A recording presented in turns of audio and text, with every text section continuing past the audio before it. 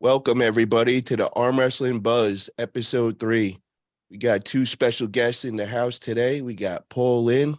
We got Cobra Rhodes. What's up, fellas? How you guys doing? Good. Thanks for having me.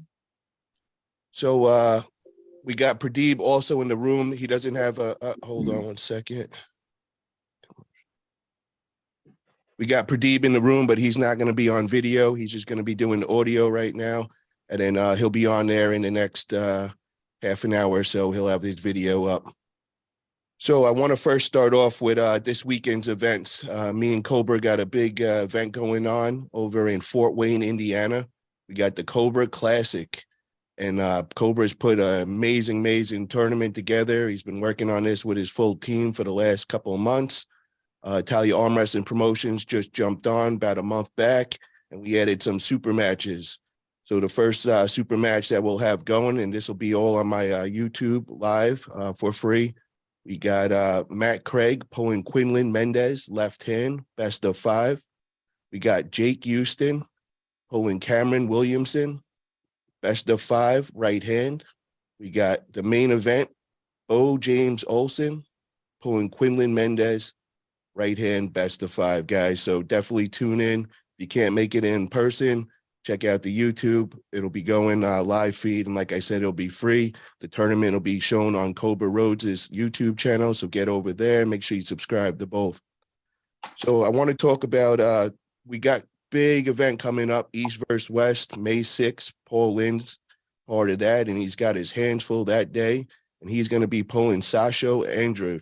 So, Paul, let's hear a little about your training. I've seen some videos that you've been going over training with Jerry Carteret. I think you got in there with RVJ. Just give us a little lead up of what's going on in your training sessions now. Yeah, I mean, like, knock on wood. I mean, I'm gonna do it right now. I'm healthy, like my elbow feels good. It feels good in some really compromised positions that it wouldn't have felt good in before. So I've been doing my best to go every other week with my team and then travel somewhere else to get with, other arms. So I was blessed enough to have Jerry Carteret coming down to get stem cells and work out at Dave Morocco's, which is kind of my second home away from home as far as training goes. And then we got our East versus West qualifier in Utica, New York, where I'll be linking up with RVJ. But I've had my camp has been great thus far as injuries and health and where I'm feeling on the table. My guys have been my team has come out, week after week and helped me with some little tweaks to my training and some little wrinkles I'm putting in as far as preparation, things I haven't done in the past. So all I can say is I'm gonna bring my best form and we'll let the chips fall where they may.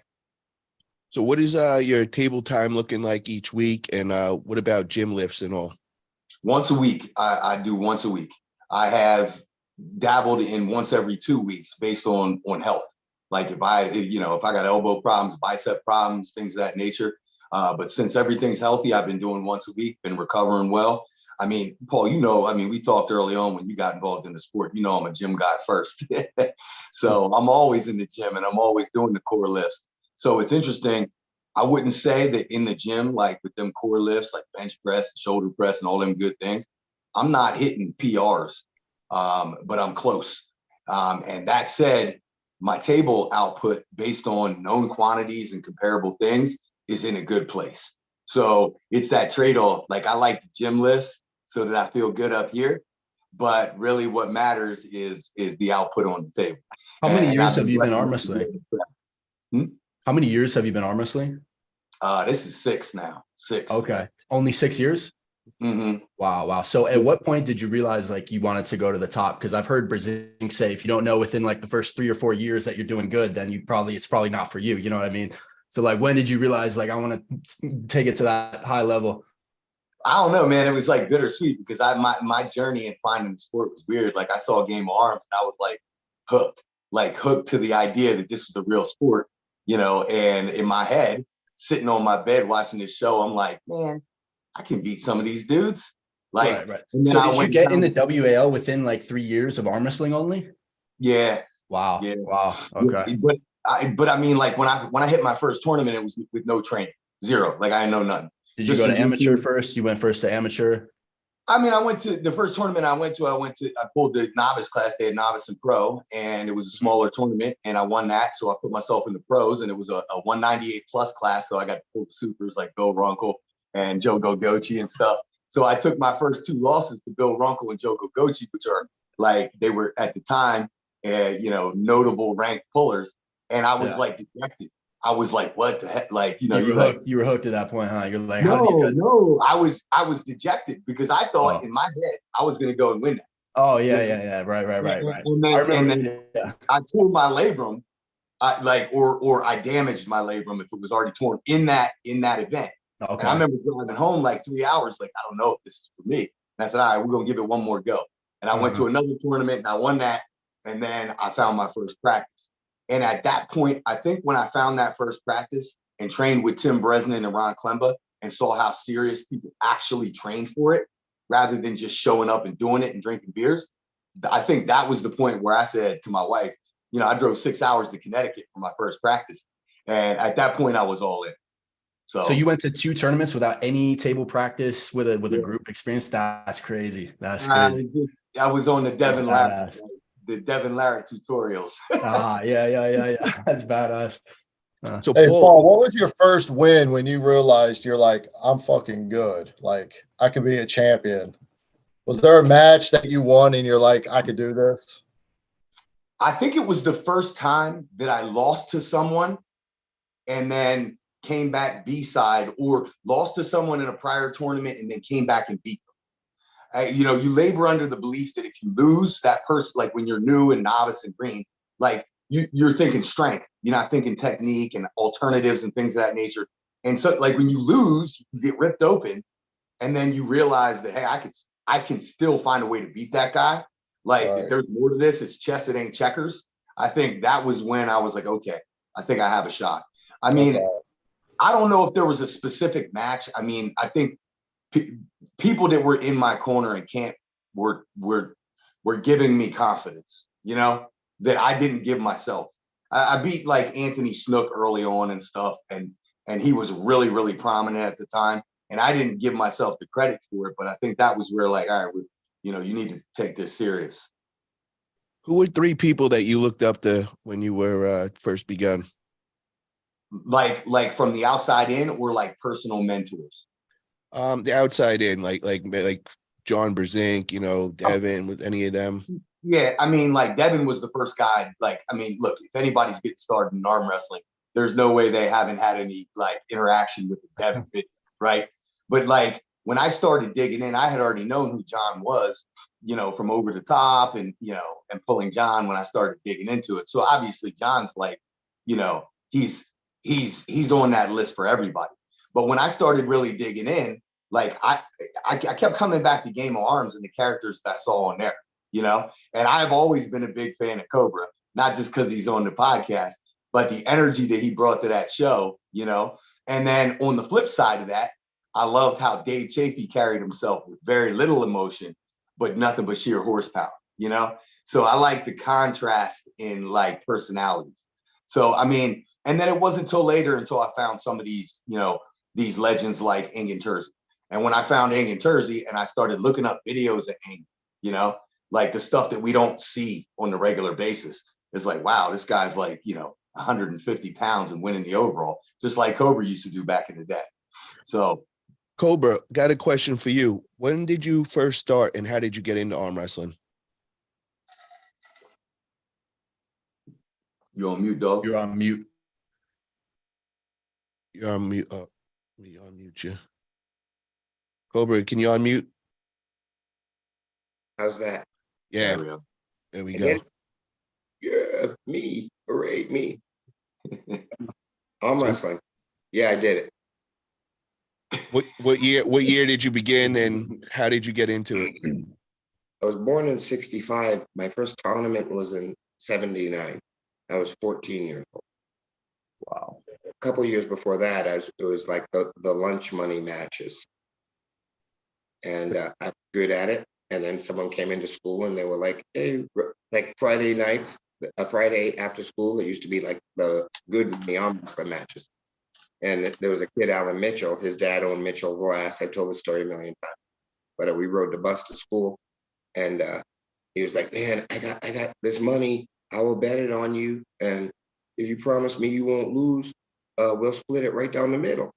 So that went on for a couple of years, and not even a couple of years, but anyway, then like we were having these Friday matches. Kids from other schools came, and and someone came in after one of the Friday matches with the newspaper and say, "Hey, Rhodes, there's this tournament for the Wide World of Sports tournament." It was you remember they had that in Rhode Island, the who's the rock band, Poison, or one of them hair bands, 80s hair bands. They had the fire in the bar and all those people died. That's where my very first tournament was, right down the road from East Greenwich Theater. It was like a fucking Cape Cod shed, you know. Of course that place burned up. But that's where I met Gabe Accardi. And then, I mean, my life was screwed up after that. Here I am in this subculture. I'm fucked, guys. Just hold on one second, guys. We got a super chat in from Proven Astrology, $4.99, asking for a wild generalization. Should new pullers hit on the go? So let's ask that to Cobra. Can you answer that? If their hand is closed and they have control, just arm wrestle. Don't hit with nothing in it behind it. If you get, what are you hitting? You have to understand what you're doing here. This is hand judo. So, you might excite the crowd with a big hit and slip, and then you fucked, but win the match. I mean, if you're in trouble with a guy, the best advice I can give you is pin him, you know? So, Paul, sorry, I didn't mean to cut you off, Cobra. Hit when it's time. Paul, what's your thoughts on that? So along the line of what Cobra's saying, if you don't have containment, like if you don't have what it takes, the chain starts here. Like the chain starts at your fingertips. All this here does not matter if this cannot sustain it, right? If this can sustain it, then hit. Like, don't be scared. Like, if you're asking, like, should I commit? Like, yes, definitely commit. But commit as long as this is shored up. If this wrist flexion and this containment's there, then don't be scared, right? Like, Yeah. like if you're waiting and you're catching all the time as you're starting, you're going to miss goes and you're not going to get to arm wrestle. So initiate whatever your move is, initiate that move. But make sure that that chain is shored up from the weakest links down. Yeah, the most important thing for a newbie arm wrestler, I can tell you, is besides pinning your opponent, is you cannot pin your opponent until you can pin your opponent. That's very true.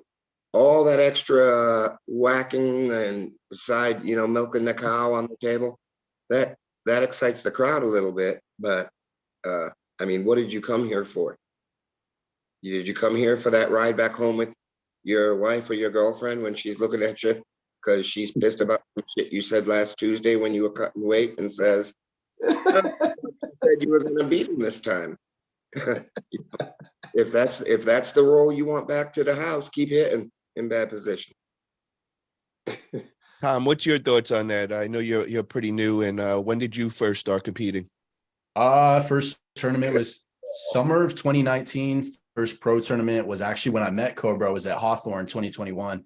But been about 3 years in arm wrestling right now. Ryan Sheets. No, we met at Hawthorne 2021. We were talking about actually how you went to Kazakhstan. Do you remember? Yeah. Yeah. That was my first pro tournament. Shadada. Yeah. How was that, by the way? Beautiful every time, bro. Yeah. Some of the best horse meat you'll ever taste. But the arm wrestling, what do you think about like how they do arm wrestling over there? Do you think some of that should be adopted over here as far as like schools or like training programs with younger kids? That is the finest arm wrestling system in the world. That academy. Listen, I remember when Ahmed was beginning this, and I talked with him and Abel and the guys. We're always communicating, me and my brothers from over there. But it started with like 13 all-male arm wrestlers. When I was there last, there were 800 students.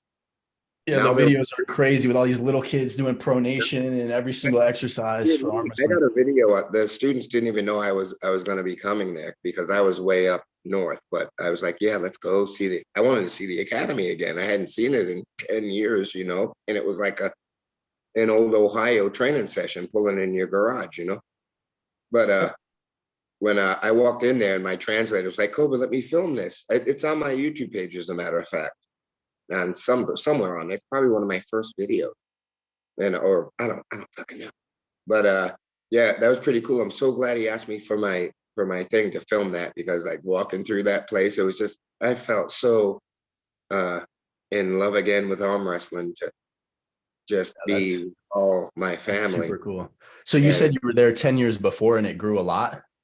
Like really like 16 years before, because I was doing I was in Russia, and I was in I did like these, I was training. It's back when Gary hooked me up. Gary Goodrich hooked me up with he's my little brother here.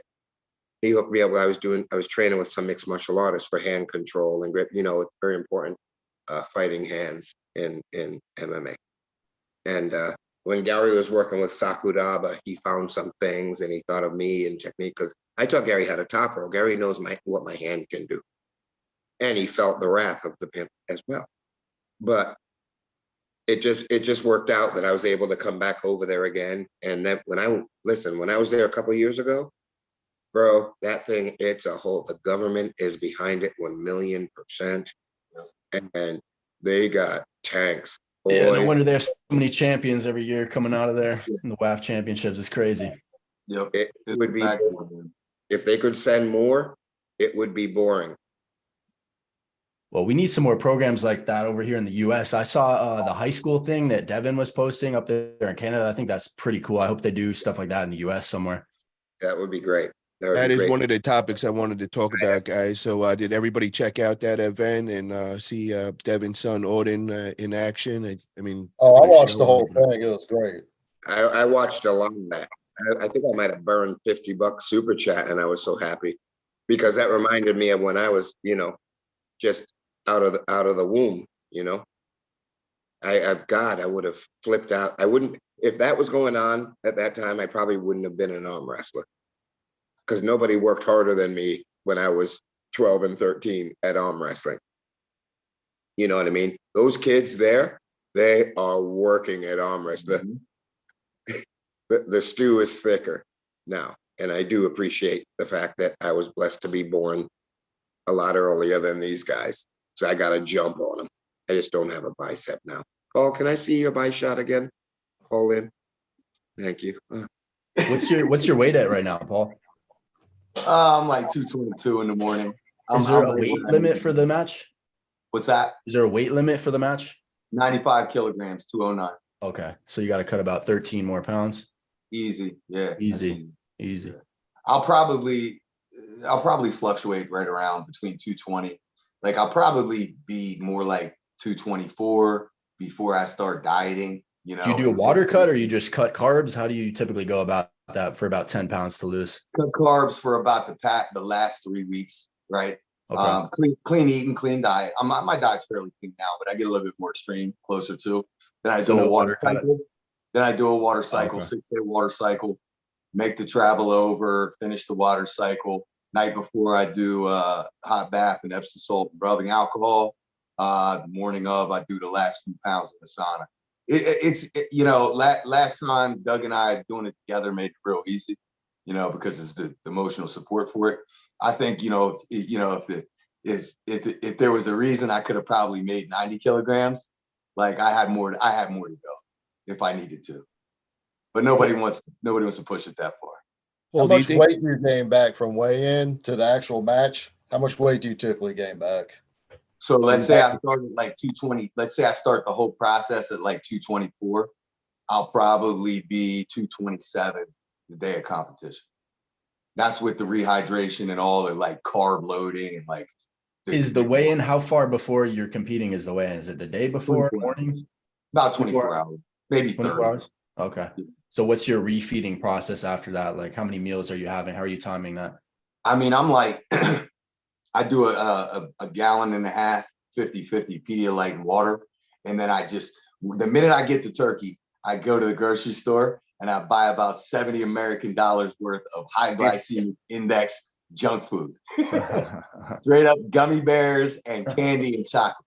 And I sit it there and I look at it for the 3 days that I'm waiting for that weight cut. And then when I finish the weight cut, I start the slow rehydration process and all high glycemic index stuff. Then when I go to my first meal right after the cut, it's breakfast style food, pancakes, carb-based things, a little bit of light protein, not too much grease to upset my stomach. And then it's basically, I bring food, like I have meals structured basically every 3 to 4 hours. And I'll wake up in the middle of the night to eat too. So like I set an alarm and I'll be eating the whole way up. Paul, do you consider this your toughest opponent to date? Absolutely. Absolutely. Where do I've been blessed to pull like a lot of legends. So like, I'm not detracting anything from that, but like, nobody, like as of late, most of these guys weren't in their prime or whatever the case may be. So there's always that asterisk or caveat around those matches, like, well, they're making a comeback or whatever the case may be. So this one is the no excuses match because Sasho is like, I don't know how many out of the last 10 world championships he won, but the guy doesn't really lose at his weight. So he's current. He doesn't have any time off. There's no like the instance where it's Rustam like, well, I wonder how much he was training. We'll see if he comes in bad form. That's the only way Paul has a chance. So there's no excuses for this one. It's do or die. And I got no excuses on my end. So I'm looking forward to the challenge for sure. And nothing but the utmost respect for Sasho. The dude is unbelievable. And there's no way I can match that resume. I just got to be good enough for a 20-minute period. Have you got any tips from RV? Hold on, guys. Just give me 1 second. We got another super chat in from Cooper Danger Production, $4.99. Going to be a banger this weekend. Looking forward to seeing everyone, plus bringing 5 Michigan guys that are very hungry. Great. Thank you, Cooper. Appreciate the $4.99, and I'll see you there this weekend. Cooper, big support, man. Appreciate you, brother. Tom, what you I were was gonna ask Paul, have you got any tips from RVJ since he's pulled Sasho? Any like advice, anything like that? I'm on a group chat with Rob and Doug. Like we've been kind of like really like teaming up on all this. So nice. Like we are constantly in each other's ear with some positive feedback. I'll get to pull with Rob. I have a little bit of insight on what I've seen like firsthand of Zaur, and I think that I have a good enough style to be able to simulate Zaur's move, plus the, less care about your hand. So I think I'll be able to drill a little bit with Rob and add a little bit of, mutual value to that practice when we get together in Utica. But yeah, Rob has given me quite a bit of insight. And I'm sure once we grab each other and he's able to show me the pressures, it'll be more data. We got another super chat in, guys, from Cobra Rhodes, $5. Paul Linn has American future in his grasp to rep us properly, number 113. Thank you, Cobra. Appreciate that, brother. Too kind. Too kind. Well, I do my best. I want to say here, hey, Paul Italia, too. Appreciate you, too. Thanks for bumping up a little spice in the Cobra Classic with the super matches that you sponsored. Armwrestling appreciate you. Your enthusiasm for the sport, we appreciate you. We appreciate everyone that loves what we do. Our subculture has for decades not gotten this kind of action. And I mean, the kid's not here, but the kid Devin Lorette, no matter what folks think of him, I know these keyboard warriors, someone's always got something to say. Someone's always flapping their dick sucker. Listen, that kid's got 700 grand subbing on him, and he's doing nothing but good. If that man shits on an arm wrestling table, it's good. You understand? At this point, the only bad publicity is no publicity. We need Thank you, Cobra. Appreciate that, brother. Thank you. You know what I'm saying? Get it on the scale a little higher. And we can save a kitten from a tree. Let's get it on film. Everybody's got a camera. Stage the shit. Be a hero. Cobra, I had a question for you, brother. What made you quit arm wrestling? Because I know that you took a hiatus for a while. And what year was that? 2001, right after the original Harley. My pussy hurt. I got in that wreck. T-Rex to Velociraptor in 1 second. Okay. I did the morphine win the first Triple Crown. So you stopped completely, no practices after that, nothing. You just went cold turkey for a while. Since that wreck, I really haven't trained. I just show up and pull. I close my hand on a motherfucker, but I mean, dude, bro, I used to have training sessions with Dan Victor, Bill Ballinger, friggin' bowling. Gary, I don't know. So some names, I'm not here to name drop, but I didn't leave the table, bro. I didn't leave the table. And I don't care what anyone does, but my ass never hurt and never had a needle swinging from it. What was your training like? Were you a gym guy ever, or was it strictly just arm wrestling? Because I did see some videos with you, and you had your protege, Ethan Ritchie, and I saw you guys used to do all kinds of crazy stuff and That's all. really weird. I knew Ethan when he came out the womb, but I was not his Ethan. Ethan is a product of Don Fritchie and the arm wrestling community. Ethan is a special athlete, just a special freak. We're thinking Hollywood now. And I've run into a lot. I need to set that straight too, but I'm sure I have.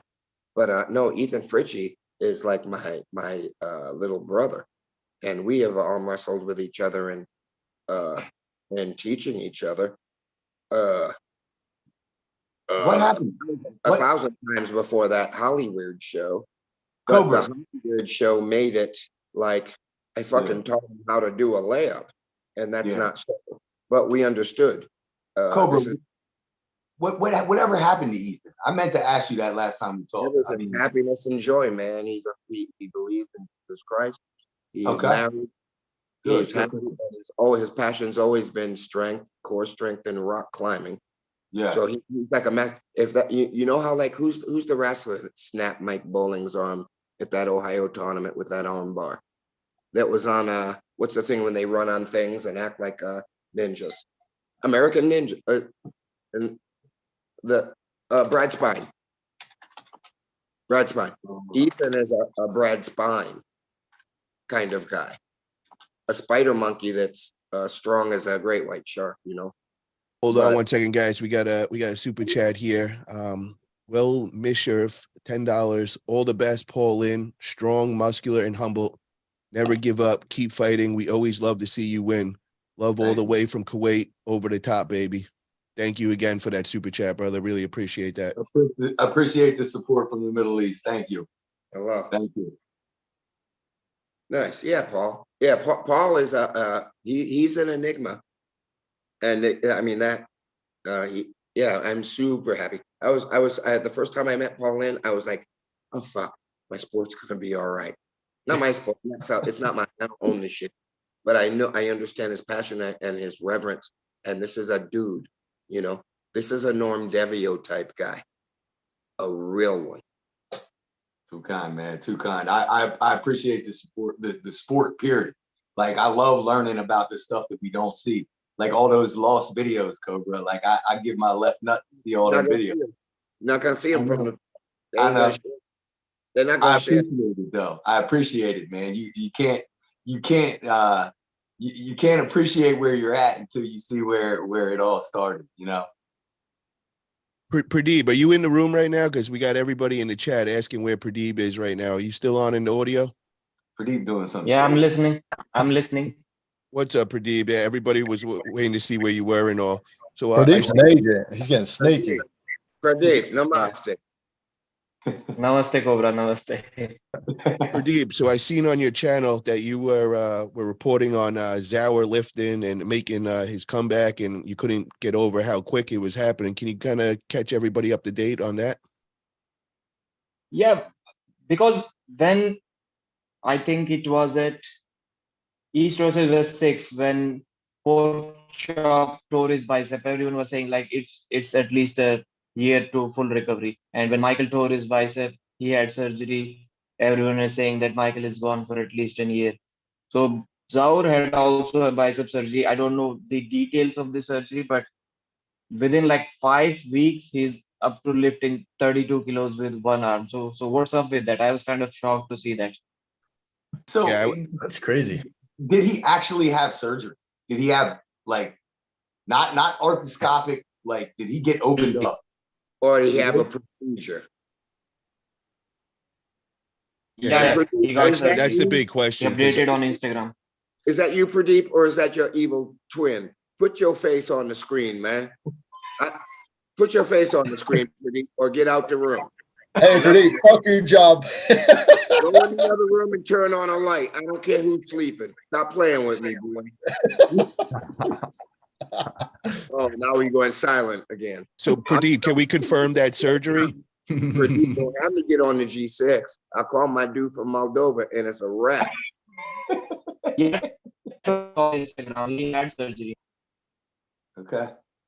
See, that's crazy because I've had the surgery and I couldn't believe when I seen that 5 weeks and he's already lifting weights. I'd be so scared that, that Me it's going to too. pop again because I've heard Yeah, so yeah. many people that popped it right after trying to go a little too quick, and lifting that kind of weight is kind of scary.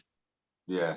I would definitely be like, if I had to have a real surgery, I would be, and I don't listen to doctors much at all, but after surgery and a bicep, like, which is such an important piece, like I would be listening to their recovery criteria and following it.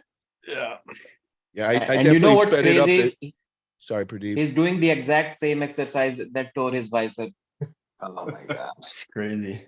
Yeah. I See, appreciate that though. I kind of appreciate that meathead mentality. I got yeah, but I've heard too many stories because I did it twice, and I was told by a few people they tried speeding it up and they popped it again and had to go over it all over again, pay all that money again. So the second time I did it as fast as possible. I really went a lot quicker than the first time, but 5 weeks I couldn't even imagine. There's no way I would have been even lifting on that. You're just so. It's in your head, you got to get over that mental How long block. did it take you for like a full recovery, would you say? I would say about 6 months. I was 100%. Okay, wow. Yeah, you With start really Zaur's putting hype, weight. I'd rather not see him for 7 or 8 months till he's 100% because he has so much hype behind his name. I want him back 100%. I don't want him rushing anything. Yeah. Should take some time, make sure he's healthy, not speed up the rehab process. I wonder if that isn't part of it though. Maybe he's like, man, my hype was peaking and I got to get back now before it fades. Like, Last thing you want to see is a re-injury, though. I mean, you saw with Michael Todd, he had that partial strain, and then the whole thing went. So yeah. They were calling him the Levon killer. And then the other thing that I seen, Pradeep, that I want to ask you about is Alexei Vovoda making his comeback and all. It seems like you've been on top of that.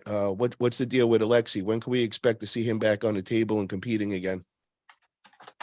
Yes. I don't know, man. I saw some updates on his Instagram, and now he's created a YouTube channel. And I think Paul or Engin may be the right person to answer that call.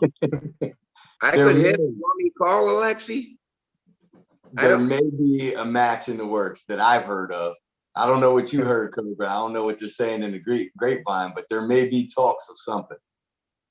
And is it going to be in the next, like maybe East versus West 8? 40 pounds bigger, right? They want Brzezinski to gain 40 pounds and have that Alexei match for that 75 stacks. Nah, Travis needs to train again so he can beat Alexei again. That'd be a good comeback for Travis. Well, hold on, Cobra. Is that some official that you're saying right now? Have you heard this from somebody? Official, man. I'm just, I'm a writer. Yeah. No way. See, Hey, Miss Lady. Joanna stopped in to say hi to you, Cobra. I Miss Lady. I love you, you Miss say Lady. Cobra. I was like, shut the fuck up. Hey, I love Hey, you, Mom. Cobra. What you think? I got you right up in the cupboard, girl. I got you right in the cupboard. Just like, man. Let's. Who else is there? All right, This is now- I'm sending you from the I'm Cobra. wondering who else is on. all right, you're breaking up the flow. What size is Wondering if you're texting me, Laura. It says babe. It's my girl right there. So, Paul, Making the who we thinking is going to be the first match back for Alexei? I don't know for sure, but I think what Cobra might have said might have some credence. I don't know for sure. But I mean, isn't that the one that makes the most sense? Yeah, that's the one. That's the Yeah. one.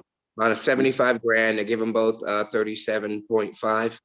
Yeah. And they go nuts, boys. So with no pressure on, oh, I got to win or else I'm broke. Yeah.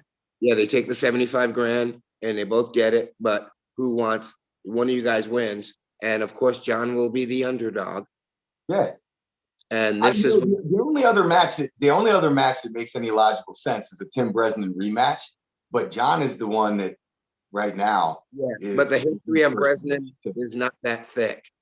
You know, if you talk about longevity, I love Tim to talk. He's a New Englander, but I'm talking about writing the script. It's got to be the GOAT against a guy that's got Olympic gold medals. It's got to be the GOAT. All heads When would must it happen though? Because John has that match with Todd Hutchins in August, isn't it? And then he's probably gonna be on East versus West 8. Say that again, Josh. Who's he have a match it's with? not on East versus. It's Todd in Canada. Hutchins in I think. August, I believe. Oh, that's Todd and John. Yeah, it's Yeah, in in August. Canada. That one's not at East versus West. That's going to be in Canada. No, I'm saying, but he's probably going to end up on East versus West 8, most likely too. Okay. Just We just got another super match in, guys, from Proven Astrology, $4.99. Who are the front runners in the ladies divisions this weekend? We just got another super match in, you said. Sorry, super chat. Who are the front runners in the ladies divisions this weekend? Who the woman that closes her hand properly and matriculates her opponent's arm to the pad. That's my favorite. Correct answer. On. Cobra, do you know any of the ladies that are going to be pulling this weekend over at your tournament? I know the ladies. Who? Any favorites? Anybody that you want to make mention of? Out of my mouth, I won't mention a lady's name. Okay. I'm a gentleman. I never offer information. So, guys, listen, this is a no wimps tournament. This is a no wimps tournament. You show up, you're going to arm wrestle. I heard Pavlo is showing up. Is Ron Bath showing up too? My brother's showing up. Ron Bath is the first person to call me. When I made the April Fool's Day, I'm doing the show. Yeah. Ron called me, Cobra, is this a joke? April Fool's? And I said, no, bro. I already got a book. Ben, you locked. He said, I'm coming to your show. I want my wife to qualify at your show. And I said, listen, I know Ron Bath since he was a kid like me. That's my dude. That's you'll understand April 1st. Yeah, he's got that match against Pavlo coming up in the Monster Factory. Who you guys got on that one? It's hard for me to bet against Brzezinski. It's hard for me to bet against Ron Bath.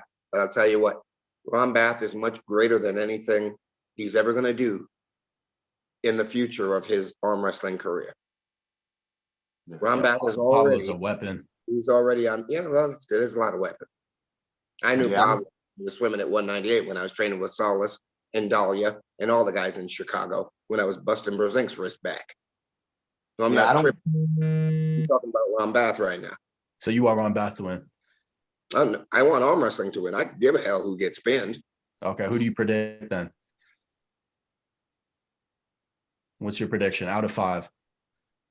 I don't know. I'm really not that much of an arm wrestling aficionado. I don't know people's talents. I just know their hearts and their spirit and the shit that matters to me at this point. Because I'm a bum. I can't win a match. You know what I'm saying?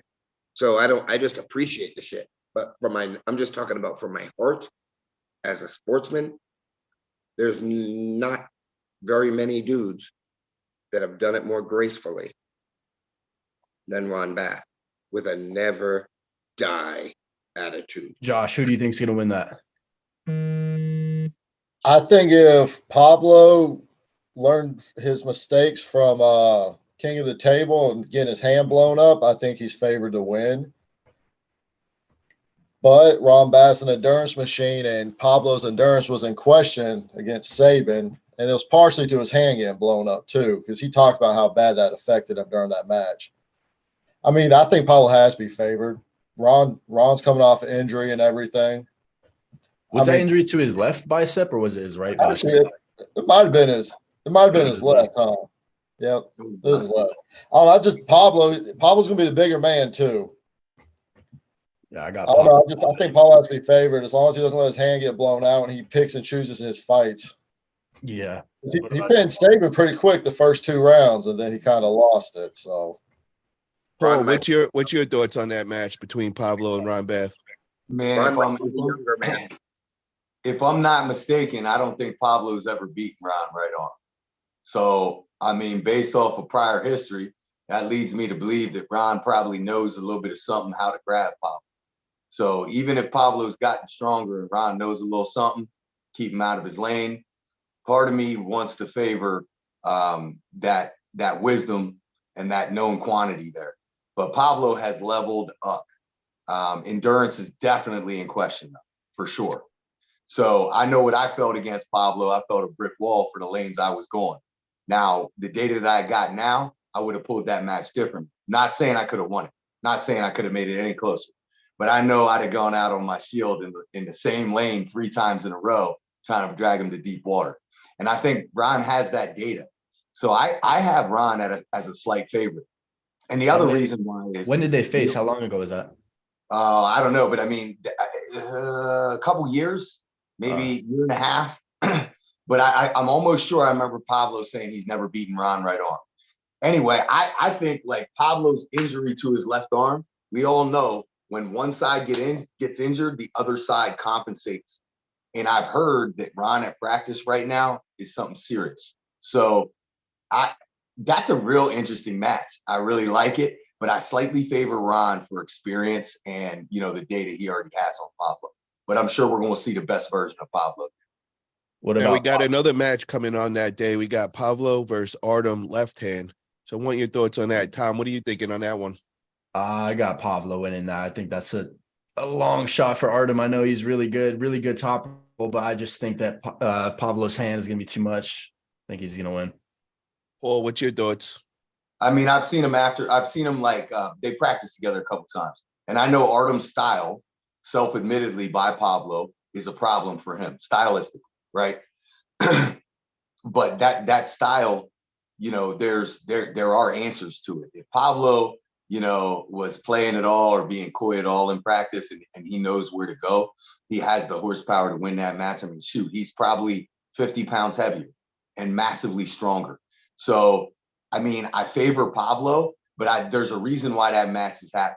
You know, there's a reason why Pavlo, you know, accepted the match because he thinks it's a match, you know.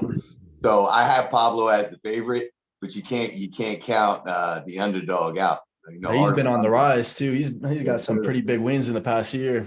My boy is killing it. He's everywhere, taking names. Pradeep, what's your thoughts on that match? I think Pavlo wins both of them. With Ron, I think he clearly has to be a level stronger because endurance-wise, Ron is great and maybe Pavlo is lacking some still, even after that King of the Table match, because you cannot magically change your endurance within a couple of months. And left arm, Artem is great. Like I had him on my one of the top arm wrestlers list in 2022. Like the top tier guys were like Artem Morozov and stuff, and the below tier guys, I think Artem was one of them who was doing great things the last year. But still, man, Pavlo is a way bigger task. I don't think he can beat him even if he takes his hand. So Pavlo 3-0, and against Ron, I think he has to win 3-0 against Ron as well if he wants to win it. I want to welcome, we got a new guest in the house. We got Brandon Allen. How you doing, brother? I'm doing well. Thanks for having me on, Paul. We're going to bring you right into this. So we're talking about the Pavlo versus Ron Bath match, right hand. We want your thoughts on that. You know, I wasn't listening much. I peeled in, but I had to turn it off. I was trying to sign in, so I'm not sure exactly where you guys were, but I heard a little bit of it and I agreed with it that you know, and if it comes down to an endurance, unless Pablo's just so strong, he can just finish it quick. You know, I mean, he can be in trouble, but I don't know. I think Pablo is that strong, so we'll see how it goes down. And what about Pavlo versus Artem? Left-handed, I think. I mean, I like both the guys. It's and I don't like. My instinct tells me Pablo wins that, but I don't have like enough data on either one of them left-handed to have like a real opinion. Josh, what's your thoughts on that match? My question for Paul is, how much weight is Artem trying to put on? Is he trying to mass up for this, or is he going to kind of just stay in his lane? And I mean, I talked to him. I talked to him the other day, and I think he's floating right around 200, 205, and he's got to push. He's got to push. Pablo's gonna be at what, 240? At least. I mean, Oh. I've seen Pablo like 265. Oh, We I don't mean, know against what Saban, he was thick. Yeah, we don't know what version we're gonna get. He That's told gonna me be when a we were tap at my for Artem. Whew. when we I'd were at love to see my Artem just take one round. It's probably gonna be 3-1. Pablo, I'm predicting. I think I just think 3-1. If Artem gets one round, he won right there. Just because I think there's gonna be such a huge weight difference. But if he can gas Pablo out somehow, or blow his hand up, make him hand fight, pull a Devin Lair, have a 30-minute setup. Which match is first though? Which one will Pavlo be pulling first? Because that could tell a lot too. Artem. Yeah, if I had to guess, I'd say it would be Artem in the lineup. The main event is versus Ron. Yeah. All right, now I want to talk about another couple of the East versus West matches going down May 6th. I want to ask Paul Linn this one. Your thoughts on Brandon Elsessor versus David Samushia? Yeah, so Samushia is the reigning undefeated at 85 kilograms, world champion of East versus West, has had, I don't think he's lost more than a round since I pulled him. And obviously I was heavier at the time. And that was his comeback match. So that was the lowest version that we've seen of this guy. And his deep inside hook is something serious, right? So the interesting thing about this match is Brandon is a master of staying out of that. So this is going to be a setup battle, and then it's going to be a heart battle, because Brandon's the type of dude that has no quit in him. There is zero quit. He'll be in the weirdest position, and he'll find a way. So he has to get a stop, and he has to get into a lane outside of Samushia's. And we've been talking, we've been working. He's another pseudo local guy that I get to train with pretty regularly. So I got a little data on the beat, and we've been working at things. But Brandon's a professional. I think the biggest concern that people are talking about right now is the weight cut, because this is an 88 kilogram catch weight, and Brandon he's about a 220 walk around. But the guy's a professional. He'll make the weight if I gotta sit in the sauna with him. We got another super chat in from Cooper Danger Production, $4.99. Paul, keep up the great work, brother, and good luck for your upcoming match. Cobra and Paul, thanks for all you do. Guys, have a great night. Thank you again, Cooper. Have a great night, brother. Hey, and I say something. I can't stay too long, but Paul, I've been checking out your shows and stuff. You've got a really, really nice, smooth, fresh for this subculture interview style. You're holding it down well on your channel. I wish you plenty of success. I really like your interview style. It's slow motion. Okay, carry on. Thank you, Cobra. I appreciate that. Brandon, I want to get your thoughts on that match between Brandon Elsessor and David Samushia. I've only seen a few matches of the David from East versus West, and I've seen a lot of Brandon Elsessor. I mean, I'm obviously rooting for Brandon Elsessor. I mean, I don't know. I don't know that if he's the favorite or not. You guys would have better data on the other guy than I do, but obviously I'd be rooting for Brandon. Okay. Cobra, are you still there, Cobra? I'm here, babe. What's your thoughts on that match, brother? I'm so far removed, I don't even know. Okay. I know Tucker is super strong, and his last performance was outstanding. The guy that Paul welcomed back with bad manners, I don't think he has the momentum up right now. We'll see when the man says go. I really don't have enough info though, and how's the guy gonna bounce? He's pulling another American, and the last American he warmed his ass. So I don't know how guys psychologically think. When I walked into a tournament, I really truly felt that I was unbeatable, even if I lost. Superhuman. Got another super chat in. Unix format, $5. Okay, stream. I will bring it up. Larry Wheels, is he ready? Is he up and coming? Who is Larry in 2 more years? Thanks. Woo. Thank you again for the super chat, brother. I want to see him against Derek Smith. That's what I want to see. Yes. That's going to be a match right there. Yep. I would imagine Larry wants to be number one in Cali at some point. So we'll see. Yeah, I would say he's already top 10 in North America. Like, or maybe not. Yeah, maybe. Yeah, he's no joke. Yeah. He's I had he's John gotten very Brzezinski and technical. Devin Lorette on, and they were saying they think he's the gatekeeper of the top 10. They think he's right outside the top 10, and he'll be knocking on the door very soon. Oh, so Mike, he's got to have a match with Mike Aiello then. Yeah. That's a great match. That is a great match. They 'Cause pulled you know where before, it's but going. that was Larry was very green. Practice. So, Yeah, that was a practice pull. yeah. That was That's about a a year great back. match, though. Larry It just is had a going- video with Artem and he was toying with him a little bit. Yeah. I think practice pull Larry wins that, but I think off a ready go, it's a different story. Yeah. It could be that. I love that match. I love it. What about a RVJ versus Larry Wheels? What do you guys think of that? I'd like to see that. Rob, right now, I mean, not even commenting on Rob's state. Rob has some genetic things and the experience level that I don't like that match as much as I like the Aiello match because we know where it's going. Rob has a top roll and hand strength that could be maybe a problem for Larry right now, stylistically and technically. But what I've seen on Larry's journey is he has found the lanes to protect and get to where he needs to be, which I thought was early on one of the biggest things. Like, we know the guy has power. He just needs to develop that sticking point and then protect his hand. You know, he's losing the guys because he's getting exploited based off of technique, but he's finding that lane now.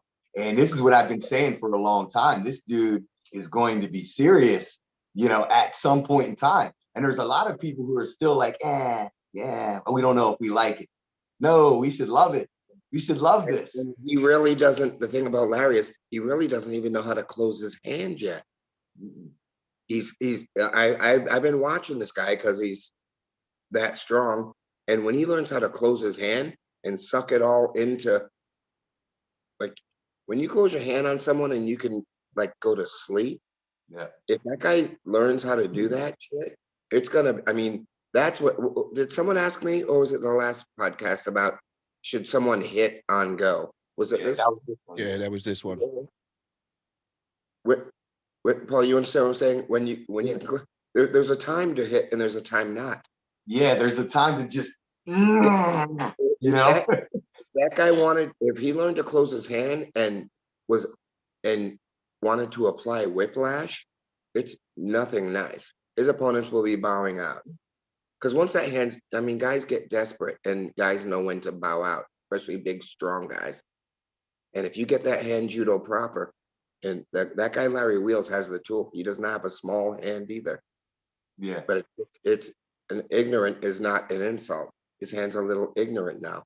But it seems like he's going to continue to catch up with Einstein. He's not. Yeah. He has a Let me- reason. Let me ask you guys though, is he concentrated on bodybuilding right now? Because I thought somebody was saying that he stopped arm wrestling training specifically and that he's just doing bodybuilding training and some Yeah, table it looks time. like he's trying to go for a pro card. I watched one of his recent videos. I think he's looking to do a bodybuilding show at some point. He's doing classic. Classic Yeah, division. classic physique. Yeah. So he's gonna have to drop all the way down to like 230 of his height. Yeah. See, that's the only thing that I have question with because, I don't know how good he's going to be where he's not really training arm wrestling Pacific. And, I had that same problem where I was just sticking with bodybuilding and still trying to do the arm wrestling. And, it really just doesn't transfer over too well. So, that'd be my only question, because he's right there at that top 10, but is this going to put him back now? And especially if he's going to start cutting weight now and all that. I think Yeah, he I'm does. curious if he's doing table time or any specific exercise. We don't really see too much of that. It just seems like he's been popping up now that he lives in California. Yeah, I would think that he's going to be at a consistent table time. He's right in that area with Derek Smith and all them. So I could see him, at least getting some table time in once a week, but still, I really think you got to train specifically for arm wrestling to be successful at it. And you got to put your real. Well, even if he into takes it. a break, I don't think he's going to lose any strength. He just won't gain anything. Imagine if he goes down and cuts in weight. I mean, if he's going to go classic physique, he's going to lose a lot of weight. And, I think that'll Yeah, be a but then he'll problem. rebound. I don't think he'll lose much if because he seems to focus on one thing at a time, whether it's strongman or bodybuilding, but he always hops back to the other things. So. Yeah, but like I mean, with the weight classes in arm wrestling, you telling me Larry isn't a serious problem at 242? Oh, he's a Well, serious problem. He's a serious problem. Yeah. We're talking about supers, and he's probably at round He was 255 at that tournament. He was destroying all the supers. Yeah. You don't think at the lighter weight class he's going to find a lot faster guys? I think he's got way too much power. Once this is protected, it doesn't matter. Yeah. Control shuts down speed. That's why that question of should you hit? Yeah, but didn't you see him against Ole? And Ole just destroyed him with speed. I think that's kind of the kryptonite with him. There's a lot of experience there, feeling angles. There's a lot of stuff Larry doesn't know. He's going to learn. He's going to get bloody knuckles. You got to learn. You got to make pain your friend before you advance in this thing. Yeah, it's to what Cobra's saying. Like no insult, but there's ignorance left in that hand, right? There's still more data. There's still more to learn. There's still more to learn in the strap to protect yourself. Like Ole definitely exploited his lack of experience, with the hit. But there's no question there's a strength gap there. That's a technique thing and an experience thing. And with the setup as well, he let Larry get nice and comfortable and relax, and then he opened up. What? Bam! Bruce Lee kick, boot to the head, boot to the head, boot to the head. Cobra, what's the key to get that hand right? What is it? Is it experience? Is he gonna just have to pull tournaments? Like, how does he get it right? You have to be with a good set of people that aren't trying to suck your balls because you're Larry Wheels, and let you learn to be comfortable and make pain your friend in bad position to good. He's in bad position now. So you have to teach him to crawl before he walks. And it's not a big hurry. That's the problem. And I'm sure he wishes it could happen yesterday. But you have to, if you want a seasoned arm wrestler, learns how not to lose before he learns how to win. Yep. Brandon, how many years you been arm wrestling now? Probably 3, I'd say. Yeah, around 3 years. And you came from a powerlifting background, correct? Yes, sir. And how did that transfer over to the table? Were you strong immediately on the table, or did it take some time to learn technique and all that? Well, it's strong for someone that's not an arm wrestler, right, on the table, but to a real arm wrestler, no, I was no match to anyone. But I had a lot of this as I would do, and I'd be so much pain. But again, I came into arm wrestling at a time when I just kind of retired from competing as a super heavyweight powerlifter, and suffered a bit. I had a big motorcycle accident and stuff like that, and I just I needed to compete. So the arm wrestling is where that kicked in, and it just it scratched that itch of being competitive, and it was a good transition. I like it though, but the strength definitely helped. You know what I mean? I just but I have weak tendons compared to my muscles, so it's just taking time of conditioning to get it to where I actually feel like a good arm wrestler. And what is your table time looking like in your training now? Are you still powerlifting? Are you doing arm wrestling specific training? Yeah, I'm doing a lot of more general strength, powerlifting, conditioning, stuff like that. And then still doing pronation work and riser work and stuff like that, daily. And I just recently started kind of working side pressure a little bit, but and then table time once a week. And I'd like to start doing more actually, but I have a match with Dustin Allen coming up. After this, though, I think I want to start doing twice a week. I believe my elbow is conditioned enough now to where I can do it twice a week at not at maximum effort.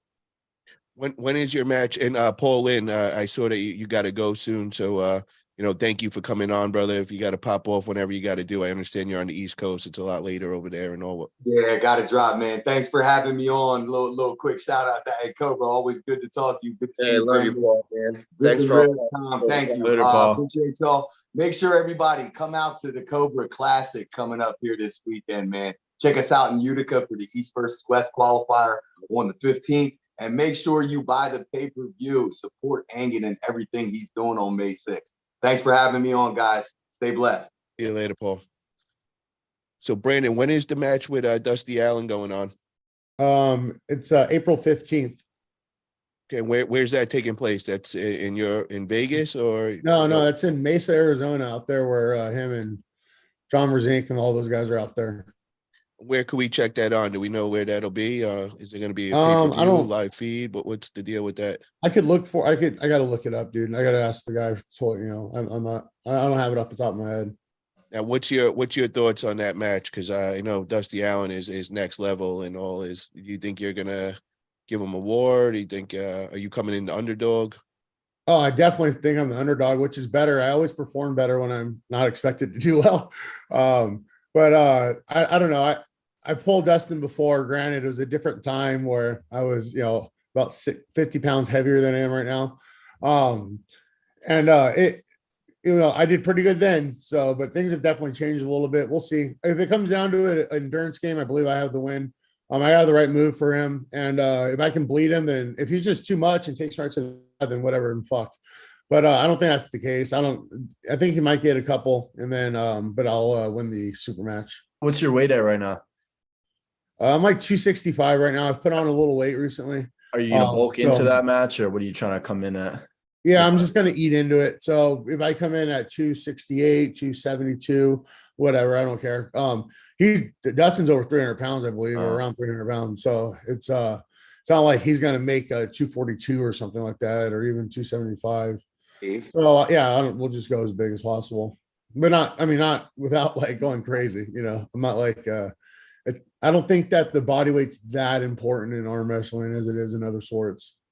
Hey, you guys, you want to hear something crazy? I got to go. I got a call from Steve Kaplan. Oh, If it's a quickie, I'll come back and let you know what he says.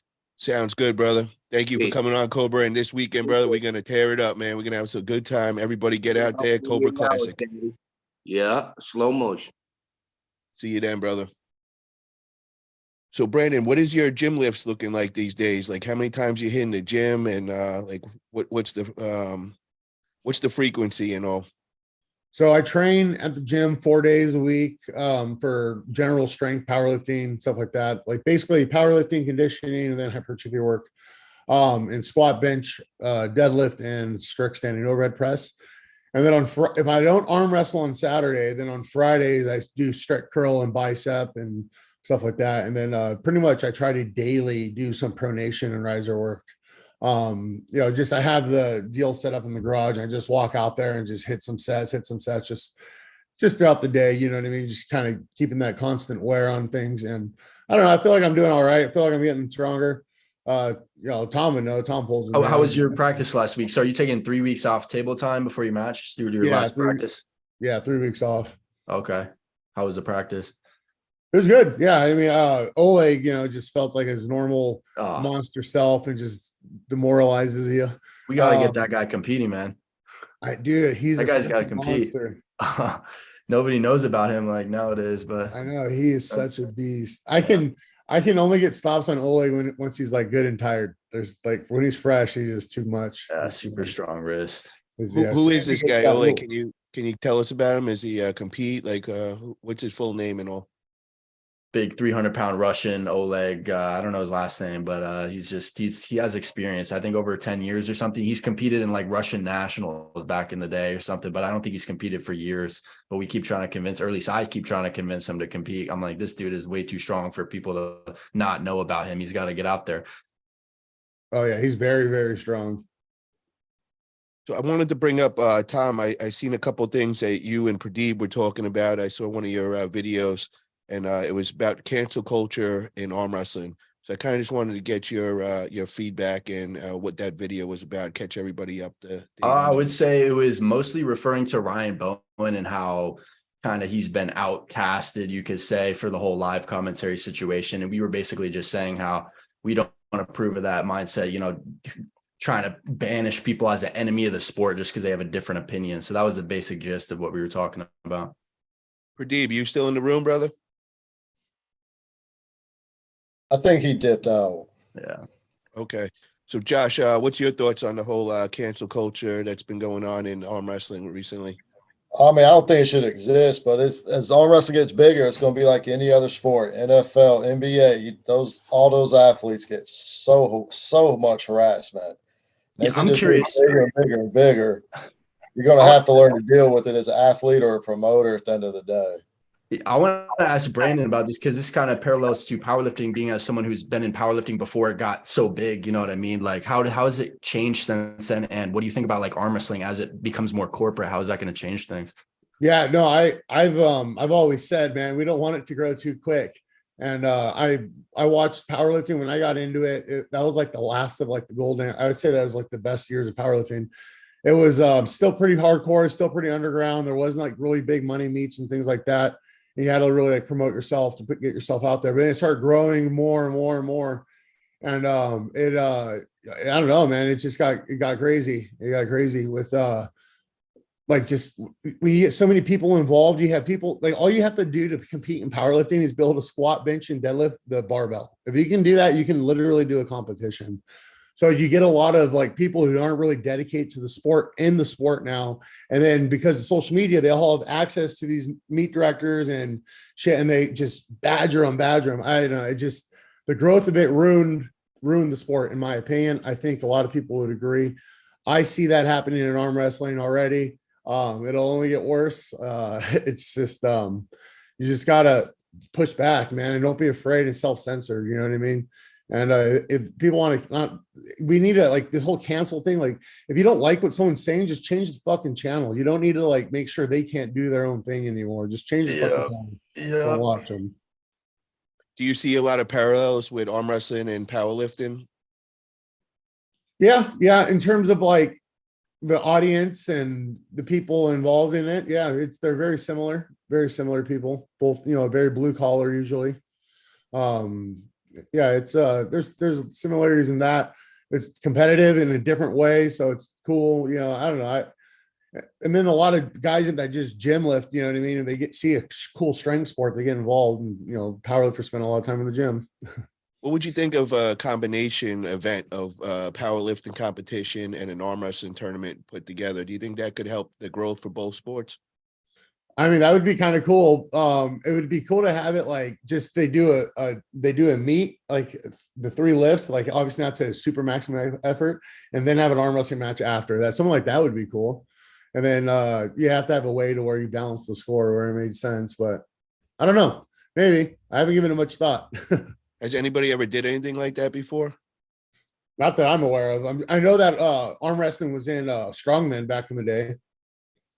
Yeah, that's where we want to start looking is in strongman and see if we could find some of these genetic freaks and, bring them into arm wrestling. And, when I had Devin on, that was, we were talking about that actual topic, and Devin said that he had a couple of people that he was working with. He didn't want to give out any names or anything, but I think he's already on top of that. I want to see Brian Shaw versus Half Thor. Can you guys imagine that? Yeah, it would be awesome. So, Brandon, what do you think is the key for the arm wrestling growth? What could we be doing better that we're not going to fall into what you were saying with the powerlifting?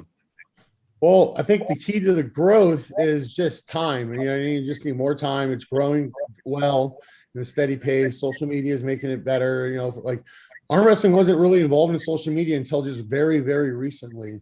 And that's why it's growing. Same thing that happened with powerlifting. Powerlifting got big in social media, then people just wanted to see the big lifts and post the big lifts. And, I was one of those people. So, arm wrestling didn't really have that when I first got in arm wrestling 3 years ago.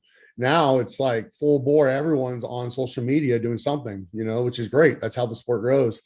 How do you prevent the bad people from being involved?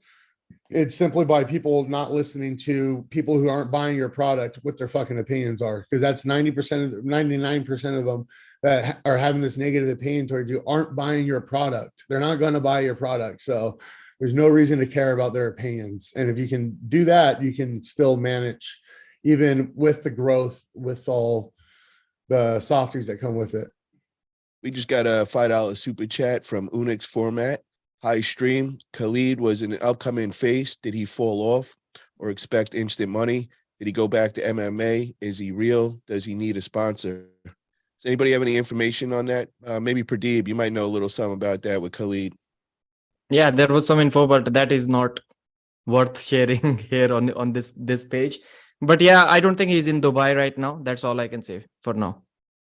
I did talk to him. I think it was about a month back. I sent him a friend request and he answered me back right away and sent a message. And, I think he was trying to get over to Canada or something. He wanted to do something over there. I was asking him if he'd be interested in taking a match in the United States. He said he had to do something in Canada first and then possibly after that. But I'll definitely be following up with Khalid. Consider him a friend and all. So I'll see what we could get going on with him. The other Yeah, thing that I just you're sorry. saying, is he real? Like, I don't understand what people, when people use these titles, like, is he real or is he fake? Like, real as in what sense? Is he a human being or not? Or is he good or not? I think he's both. I think he's a human being and he's good as well. I So think they yeah, I probably would, meant if he was like a real arm wrestler, like is he real deal yeah. good, or is it Of more of course a he hype is. Of thing? course he is. Brandon knows what it takes to beat Larry. And Khalid has also done that. So he'll tell you like how good he is. Yeah, and Khaled's a freak, man. He's his hand. I don't know. I don't know. Top rolling him's not really an option. You just got to go sideways on him. So Yeah. the other thing I want to bring up is Cobra just said that Steve Copeland hit him up, but it's just texting him and all.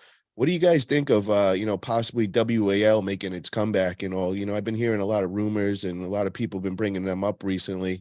So let's first start off with Josh on this one. What would you like to welcome WAL back, or do you think they're done with? They will have to change the way they did things because before they contracted everyone out. You arm wrestle WL, you're stuck with them. So obviously they're going to have to be open to the idea that they're not going to be able to hold anyone to their one brand. I think that's going to be the biggest change. They already had, they kind of had the bad image of being the Wild Wild West. You go to the WL, it's almost, anything goes. Do they want to keep that image, or are they going to, rebrand and do something else? Because you got something like King of the Table and East versus West, which are these very high level arm wrestling events. Do they still want to keep the Wild Wild West image, or they want to change their image and try to compete with these higher level events? So, Tom, I think sorry. anything's good for the sport. The more matches you get, more promotion that arm wrestling gets. Obviously the arm wrestlers, they get more money and it helps them out. That's good for the sport. It's just, what does WL want to do? Do they want to keep the Wild Wild West image, or they want to compete with the top two promotions right now? Tom, what's your thoughts on that? Far off. It's not far off from what the top promotions already are doing currently. Yeah, they just kept in North America, but with everything now, the whole world linked, I think WAL would definitely bring back, everybody. And then as far as the contracts and all, I don't think they would be tight with them at all. I've been in touch with Steve and we talked a few times, and he thought when I hit him up originally that I was asking to use some of their contracted athletes. He's like, yo, use anybody you want. We're open for that. So, he's definitely lenient with that. But Brandon, what was your thoughts on WL making a comeback? Would you welcome that? Oh, absolutely. Yeah, that'd be cool. That's how myself and many people got into arm wrestling, is through watching videos on YouTube, WAL videos, Yep. Devin Lurt, and stuff like that. So I think the way that they have it set up, that was like my introduction to arm wrestling, right? So I really enjoy it. I know like more purists, guys that have been in the sport for a lot longer, won't appreciate it as much as someone like me. It's very green. So yeah, I think it's nothing but good. It's gonna be cool. And I like that they're a little different than the other two, but they're all still pretty similar, you know what I mean, in a lot of ways. And I think that WAL has the most user-friendly style. You know what I mean? Whether you don't like it or not, it's the most user-friendly. Right to automatic straps, set grip, go, running fouls. I think it's done the right way. Tom, what's your thoughts on WL making a comeback? I think that's fantastic. I hope they do, because the more opportunities, the better in general for everyone, especially arm wrestlers in North America, because I'm hoping they would do like some sort of regional tournaments, kind of like the East versus West is doing now, which I think is fantastic, to kind of highlight people in each region, because otherwise it's kind of hard to find out about them if it's just only the top athletes. It's nice to have some new people qualifying and coming into these events. Deeb, your thoughts on WL making a possible comeback? I think for now it is a really good time for them, because let's see just how many matches we have seen, how much data do we have on super matches, like how many pay-per-views can sell, who are the good matchups. And thanks to Engin Terzi and King of the Table, it is possible because of them. But this has to be the year for WL to make a comeback. And competition is always healthy, and WL can give competition to any organization in the world. And that is one thing that I keep on saying every time. If you watch WL 406, the 2018 Devon versus Michael Todd card, it is a 4-hour show, and the production quality, I'm not talking about the quality of the card itself, quality of the matches, but the production quality, it has never been matched. Even now, you watch that 4-hour show, it looks like you're watching WrestleMania. It was like that kind of production quality. So I think they can easily make a comeback. Prior to now, till 2019, they did not have any data. I should not be saying any data, but they had very less data on the European side, on the European arm wrestlers. Now they know them as well, so they can be inviting them as well over here. So there can be lots and lots of interesting matches. And I think it's only good for arm wrestling if they make a comeback. WOL's first match needs to be the 4-way between Devin, Jerry, Michael, and Dave Chafee. What event that would be? Your first event back, having 4 big dogs. Yeah, I agree, guys. I think WAL would be a great addition. It would be the North America League and all, and bring a lot of action back here. And I've been saying that we definitely need action here, just to kind of make the playing field fair for everybody, make the Europeans travel to us for once and not always us taking 14-hour flights over there. And just like Pradeep was saying, competition is healthy. We got King of Table and East versus West. They're kind of like under the same banner, so to say. Now you get another one that could compete with them. It just makes everything great. But the other issue that we'd have to eliminate is any contracts. I discourage that. I just hope that they don't come back and start trying to contract up all the athletes and you can only compete under this organization. That would be the worst thing for arm wrestling. I think where we're going at it right now with no contracts is a great thing for our sport to grow. And I would definitely welcome WAL coming back, and the production, like Pradeep said, you felt like you were watching UFC of arm wrestling. They definitely had a whole nother level with that. And I think I don't think this no contract things, as good as it is, I don't think it is going to last for long. When the big money comes in, when the new pullers come in, when people the sign new a promoters are contract there. if there's enough money. That's for damn sure. If there's a shitload of money, they're going to sign a contract. Yeah, we'll for sure see the contracts in the future, because let's be honest, which big sport does not have contracts? Yeah, everyone. But I mean, if you this. have 3 organizations that are paying around the same money, why would you just lock yourself into one? Well, until one has enough money to pay more than the others, then that would happen. But I think with all the opportunity out there and the money being made off of these pay-per-views now, where WAL I felt like was more of somebody's hobby. Steve Copeland had a lot of money, he wasn't so much into the arm wrestling itself. It was done as a hobby. Now I think with all the money involved in it, I think he might make it a real business this time and really go in for it. So I'm hoping that we don't contract these guys up, man, because it's just going to go back to the old days where, everybody's like either top 8 or, WAL, and you can't compete with each other, and we never get to see the matches we want to see. So, I just pray that doesn't happen. If the contracts aren't bad, the contracts aren't bad. They just have to have the right terms. Yeah. You should be able to intercompete if it makes sense for both organizations and everyone to make money. It shouldn't be an issue. It just involve the corporation, I suppose, that's sponsored by or whatever.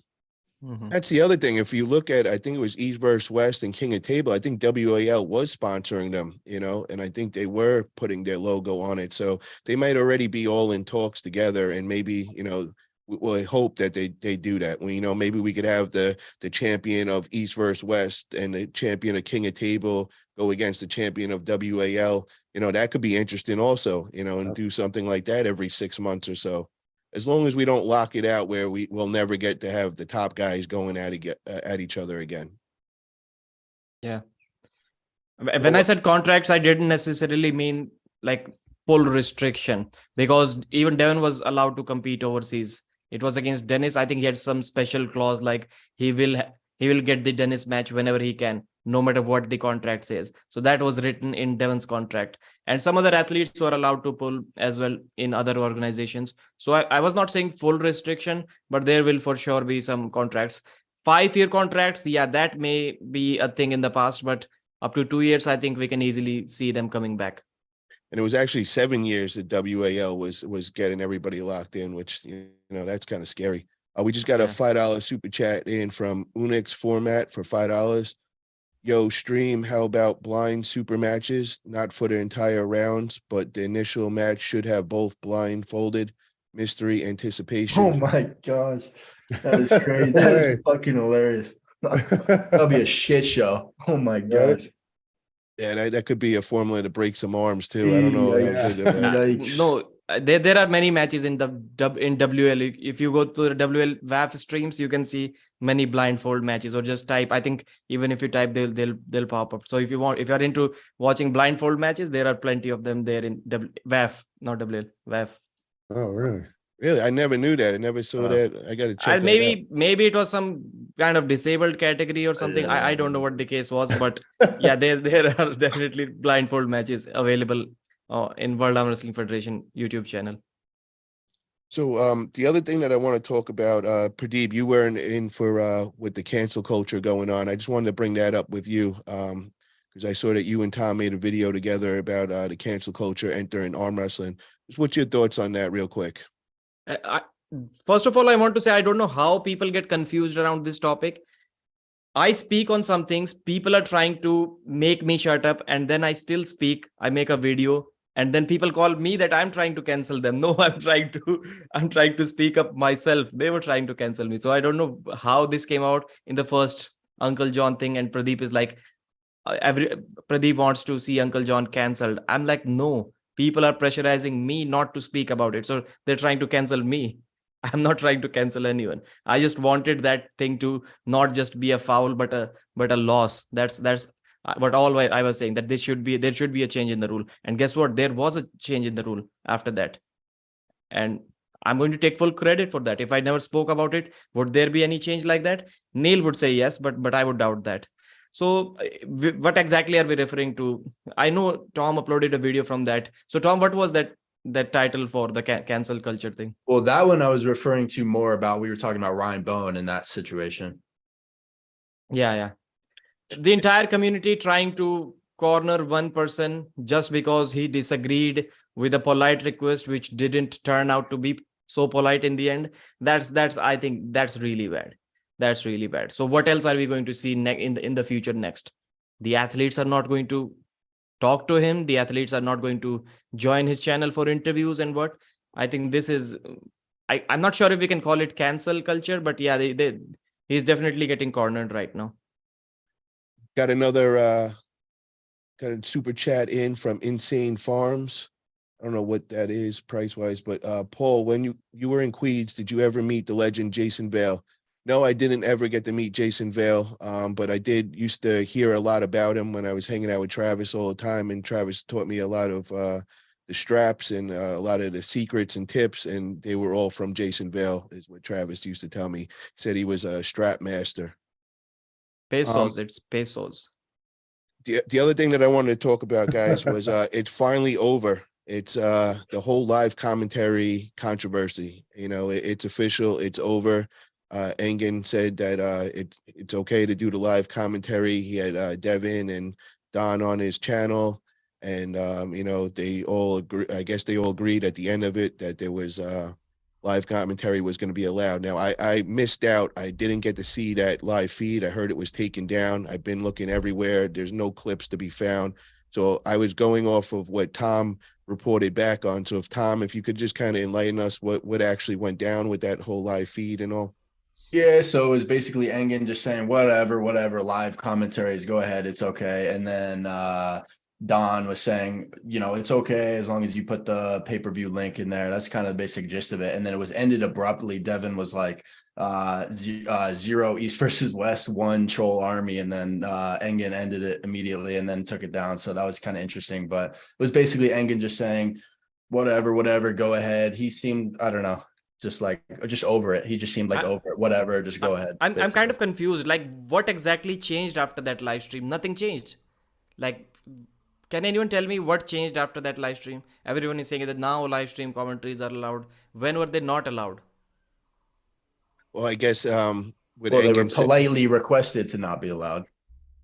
Yeah, and I guess that kind of ties into the whole cancel culture topic and all. I'm praying that there's going to be no backlash from that. So if you do the live commentary, that you're not going to be blacklisted now, and now you're not going to be kind of. Yeah. I doubt Yeah, I that. don't think that'll happen. I doubt that. I Hey, I got to totally sign doubt out, guys. I appreciate it, but I got to get up early tomorrow. Sounds good, Brandon. Thank you for coming on tonight, brother. I appreciate it. Thanks for having me on. It's great talking to all you guys. I hope to see you soon. Later. See you soon, brother.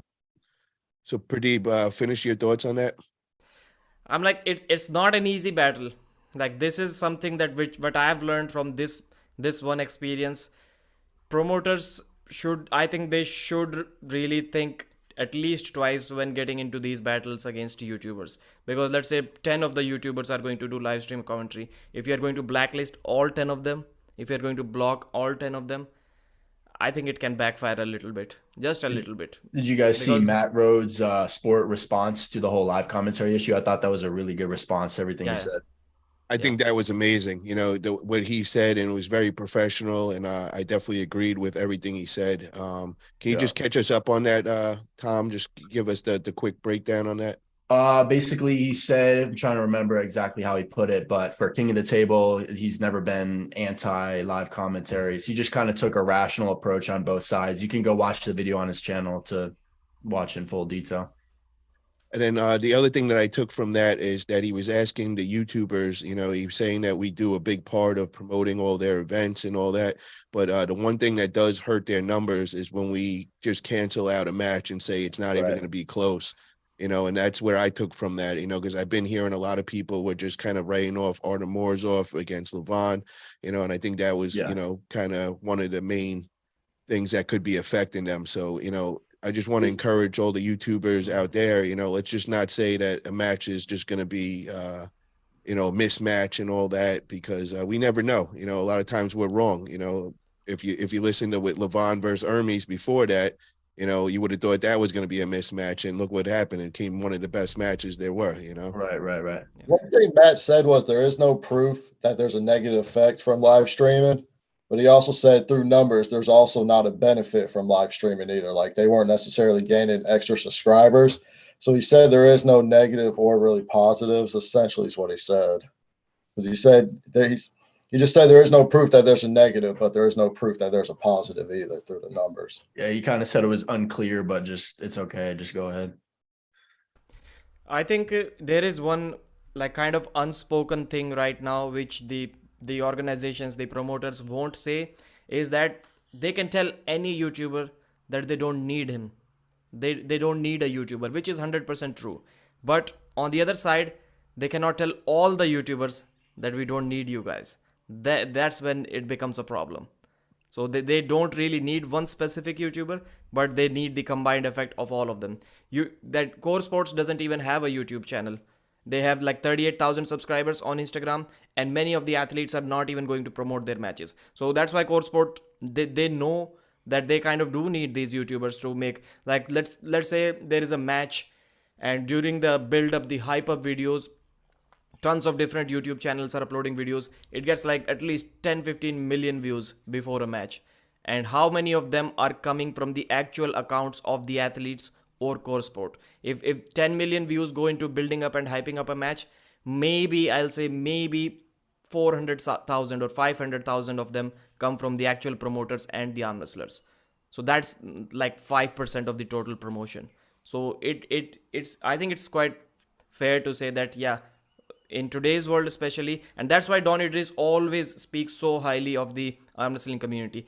He's heavily involved in sports, and he's like, I have never seen a community, and such community doesn't exist, where as soon as we announce the match, the arm wrestling community does all the promotion for you. They're out there making memes, they're out there making posters, they're out there making videos and stuff, they're sharing everything. He says that he has never seen such community. So that's actually good that he openly admits the benefits of having such a good community that wants to promote the sport. And I wish everyone kind of acknowledged that fact. Right. And I think they should include the promo codes to kind of quantify that, or, give it benefits both parties, I believe, in doing some sort of promo code situation. So you can track both the people coming from each individual, and, promoter wins, the YouTuber wins, the fans win. We got another super chat in for $5 from Joe Fern. Paul, since you have connects with Wall, what do you need to start a Wall pay-per-view matchup and get no live commentary? I can answer that question for you, Paul. Yeah. Send Paul Italia $3.5 million and we'll make that connection happen. There you go. Yeah, Well, I'll send you my bank account info. Please send me the 3.5 million. Write Wire that it. check. Push the button. But Joe, I think things might be in the works in the background. I have a feeling. I've been hearing a lot of rumors. I haven't heard exactly myself, but there's been a lot of people talking about possibilities of them coming back, and I They're think coming. a bunch of other things as well too. So I'm not in any way about to talk about that, but I think things are in the work, guys. Cobra, you might know a little something about that. Do you want to make an official word here for I WAL? didn't make any official word, but I did just get off the phone with the old man.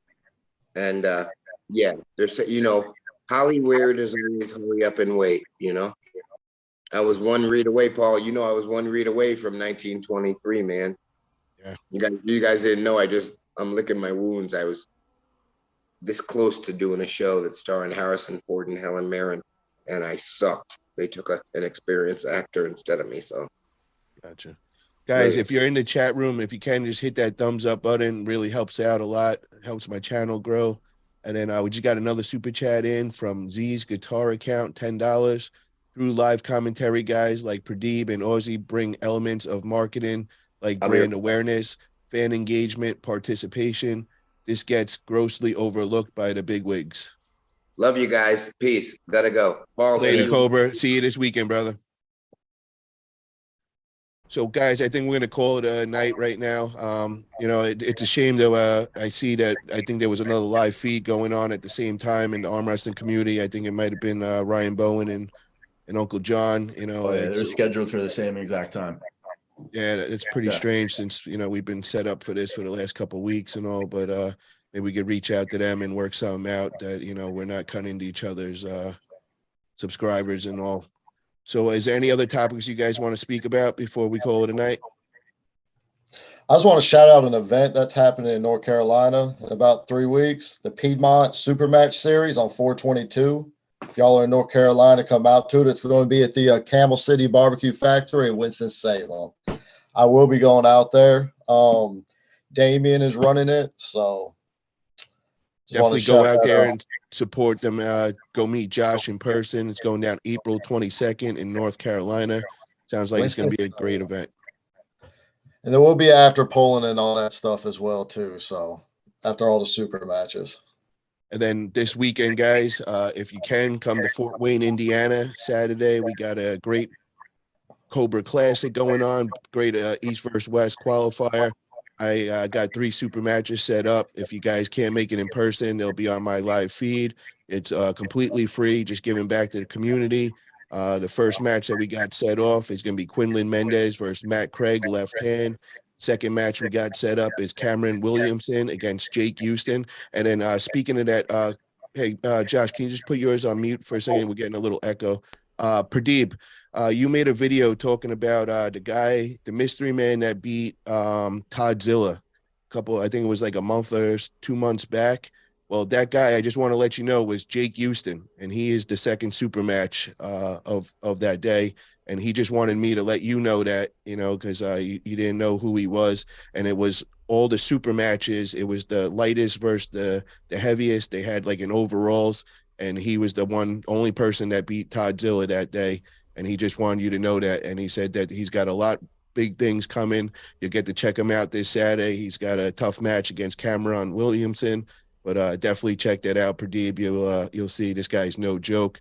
And then we got the main event match, which we know Bo James Olsen, who won the $1,000 bounty against the toddler, where the toddler laid down that day.